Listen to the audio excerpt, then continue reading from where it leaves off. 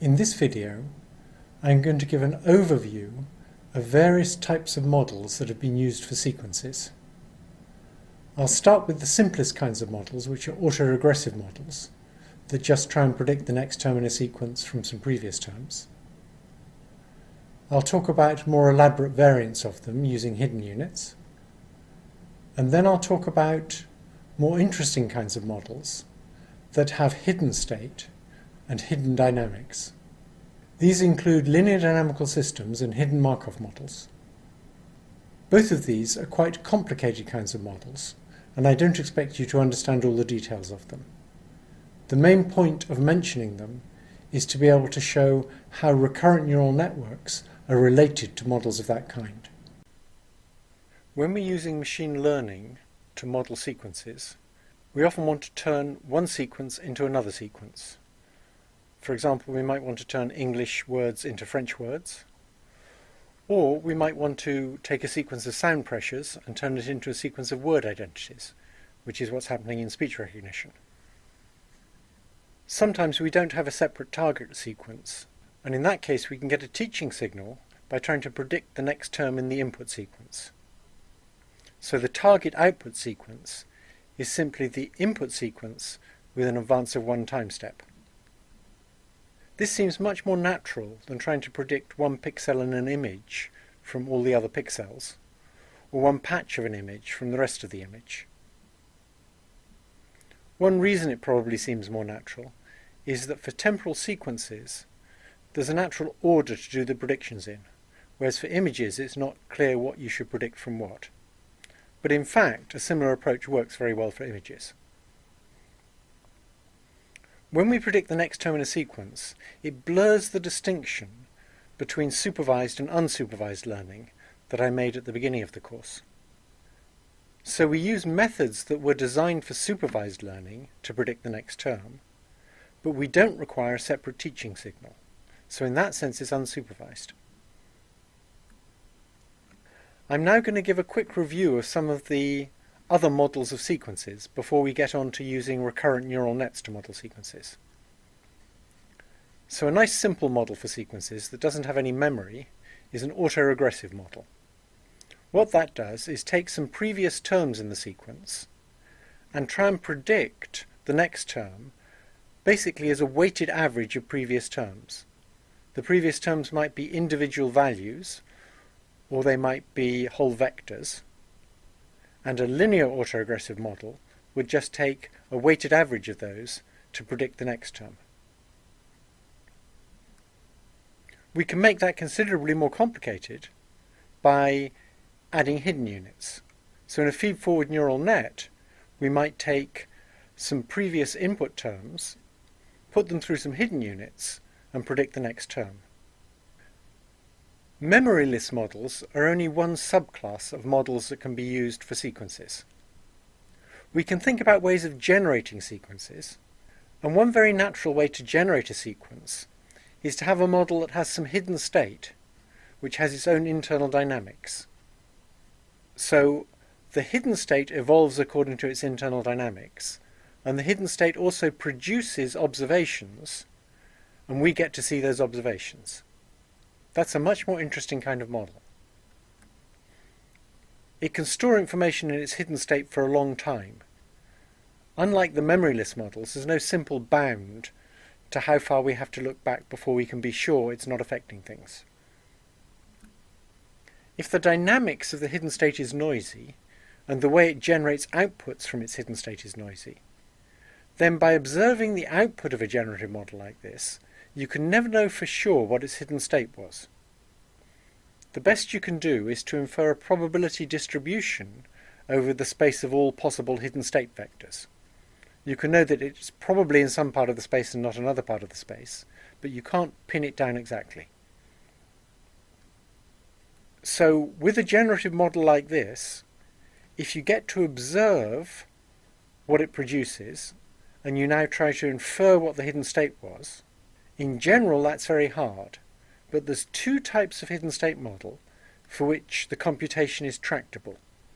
That is, there's a fairly straightforward computation that allows you to infer the probability distribution over the hidden state vectors that might have caused the data. Of course, when we do this and apply it to real data, we're assuming that the real data is generated by our model. So that's typically what we do when we're modelling things. We assume the data was generated by the model, and then we infer what state the model must have been in order to generate that data.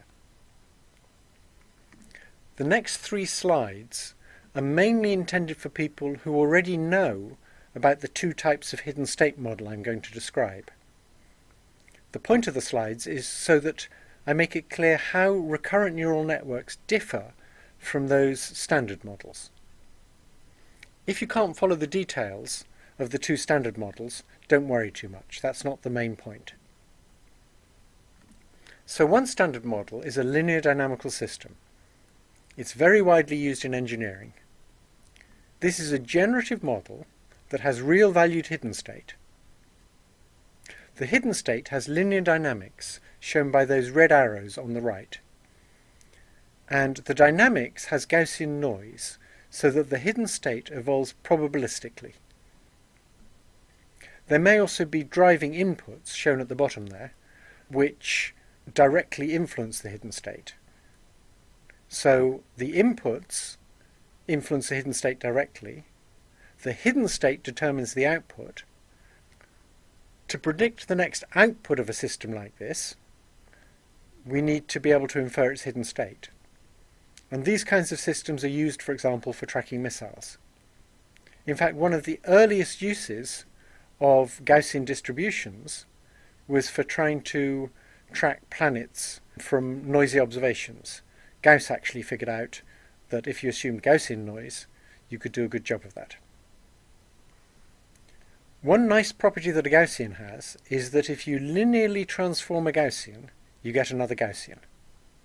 Because all the noise in a linear dynamical system is Gaussian, it turns out that the distribution over the hidden state, given the observations so far, that is, given the outputs so far, is also a Gaussian.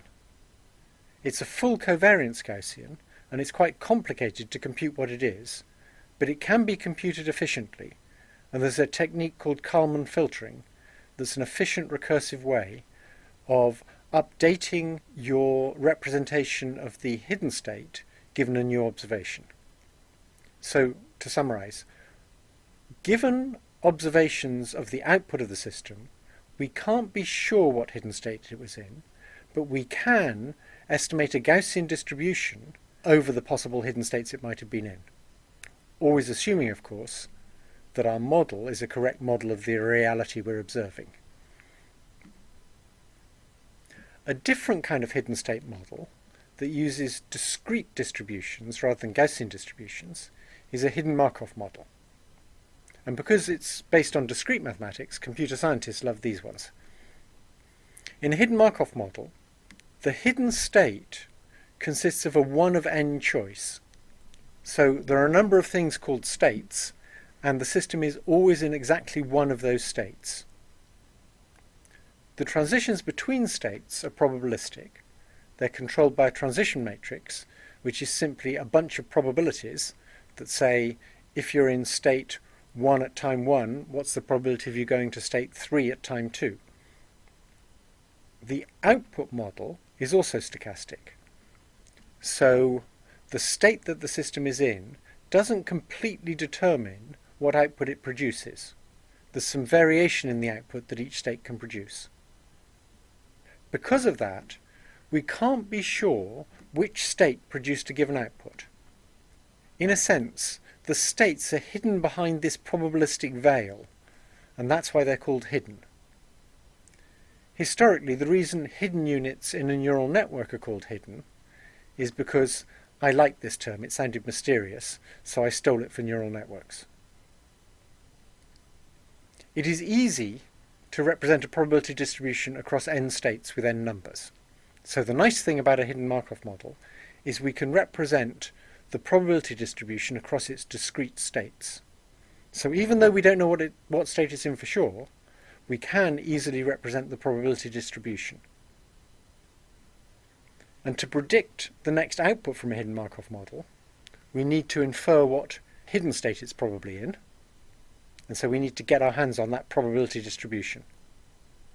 It turns out there's an easy method based on dynamic programming that allows us to take the observations we've made and from those compute the probability distribution across the hidden states.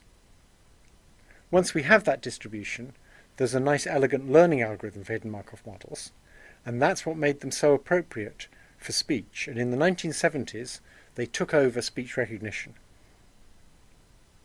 There's a fundamental limitation of HMMs. It's easiest to understand this limitation if we consider what happens when a hidden Markov model generates data. At each time step when it's generating, it selects one of its hidden states. So if it's got n hidden states, the total information stored in the hidden state is at most log n bits. So that's all it knows about what it's done so far. So now let's consider how much information a hidden Markov model can convey to the second half of an utterance it produces from the first half. So imagine it's already produced the first half of an utterance, and now it's going to have to produce the second half. And remember, its memory of what it said for the first half is in which of the n states it's in. So its memory only has log n bits of information in it. To produce a second half that's compatible with the first half, it must make the syntax fit. So, for example, the number and tense must agree. It also needs to make the semantics fit. It can't have the second half of the sentence be about something totally different from the first half. Also, the intonation needs to fit. So it would look very silly if the intonation contour completely changed halfway through a sentence. There's a lot of other things that also have to fit. The accent of the speaker, the rate they're speaking at, how loudly they're speaking, and the vocal tract characteristics of the speaker. All of those things must fit between the second half of the sentence and the first half. And so if you wanted a hidden Markov model to actually generate a sentence, the hidden state has to be able to convey all that information from the first half to the second half. Now the problem is that all of those aspects could easily come to 100 bits of information. So the first half of the sentence needs to convey 100 bits of information to the second half, and that means the hidden Markov model needs 2 to the 100 states, and that's just too many. So that brings us to recurrent neural networks. They have a much more efficient way of remembering information. They're very powerful because they combine two properties. They have distributed hidden state. That means several different units can be active at once, so they can remember several different things at once. They don't just have one active unit. They're also non-linear. You see, a linear dynamical system has a whole hidden state vector, so it's got more than one value at a time, but those values are constrained to act in a linear way so as to make inference easy, and in a recurrent neural network we allow the dynamics to be much more complicated. With enough neurons and enough time, a recurrent neural network can compute anything that can be computed by your computer. It's a very powerful device. So linear dynamical systems and hidden Markov models are both stochastic models.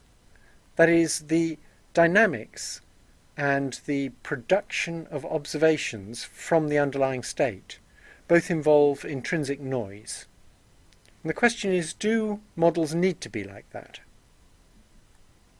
Well, one thing to notice is that the posterior probability distribution over hidden states in either a linear dynamical system or a hidden Markov model is a deterministic function of the data you've seen so far.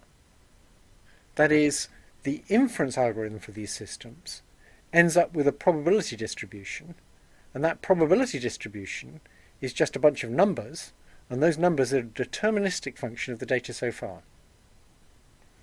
In a recurrent neural network, you get a bunch of numbers that are a deterministic function of the data so far, and it might be a good idea to think of those numbers that constitute the hidden state of a recurrent neural network.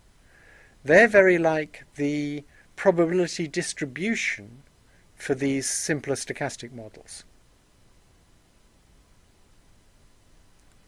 So what kinds of behaviour can recurrent neural networks exhibit?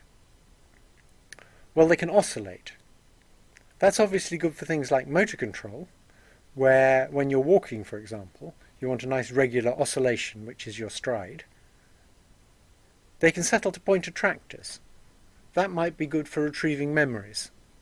And later on in the course, we'll look at Hopfield nets, where they use the settling to point attractors to store memories. So the idea is you have a sort of rough idea of what you're trying to retrieve. You then let the system settle down to a stable point, and those stable points correspond to the things you know about, and so by settling to that stable point you retrieve a memory. They can also behave chaotically if you set the weights in the appropriate regime. Often, chaotic behaviour is bad for information processing, because in information processing you want to be able to behave reliably, you want to achieve something. There are some circumstances where it's a good idea. If you're up against a much smarter adversary, you probably can't outwit them, so it might be a good idea just to behave randomly, and one way to get the appearance of randomness is to behave chaotically. One nice thing about RNNs, which a long time ago I thought was going to make them very powerful, is that an RNN could learn to implement lots of little programs using different subsets of its hidden state. And each of these little programs could capture a nugget of knowledge. And all of these things could run in parallel and interact with each other in complicated ways. Unfortunately, the computational power of recurrent neural networks makes them very hard to train. For many years, we couldn't exploit the computational power of recurrent neural networks. There were some heroic efforts. For example, Tony Robinson managed to make quite a good speech recognizer using recurrent nets. He had to do a lot of work implementing them on a parallel computer built out of transputers, and it was only recently that people managed to produce recurrent neural networks that outperformed Tony Robinson's ones.